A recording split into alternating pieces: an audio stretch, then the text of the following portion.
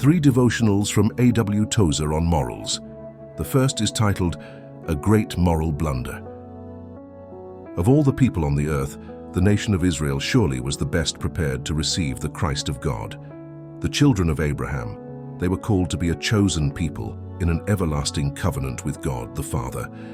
Yet they failed to recognize Jesus as Messiah and Lord. There is no doubt that theirs was the greatest moral blunder in the history of mankind. He came to his own people, and they rejected him. Jesus taught frankly that he was asking his followers to throw themselves out on the resources of God. For the multitude, he was asking too much. He had come from God, but they received him not.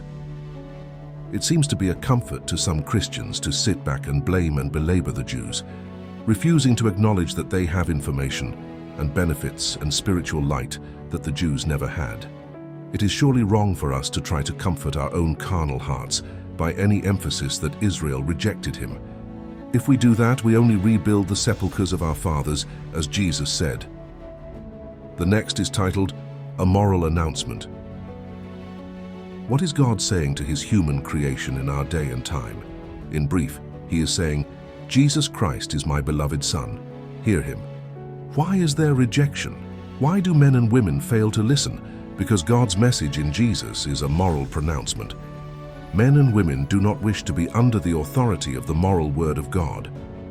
For centuries, God spoke in many ways. He inspired holy men to write portions of the message in a book. People do not like it, so they try their best to avoid it, because God has made it the final test of all morality, the final test of all Christian ethics. God, being one in his nature, is always able to say the same thing to everyone who hears him. Christian believers must know that any understanding of the Word of God must come from the same Spirit who provided the inspiration. And the last devotional for today, accepting personal responsibility. It matters little how twisted a man's life may be.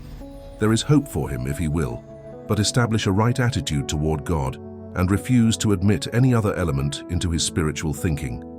God and I, here is the beginning and the end of personal religion.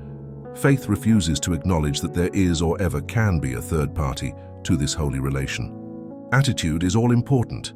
Let the soul take a quiet attitude of faith and love toward God, and from there on, the responsibility is God's. He will make good on his commitments. There is not on earth a lonely spot where a Christian cannot live and be spiritually victorious if God sends him there. He carries his own climate with him or has it supplied supernaturally when he arrives. Since he is not dependent for his spiritual health upon local moral standards or current religious beliefs, he lives through 1,000 earthly changes, unaffected by any of them.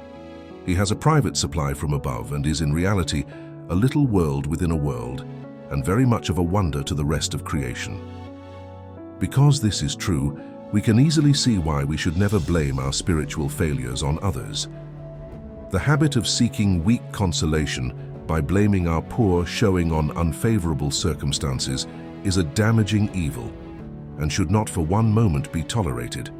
To live a lifetime believing that our inner weakness was the result of an external situation and then find at the last that we ourselves were to blame, that is too painful to be contemplated.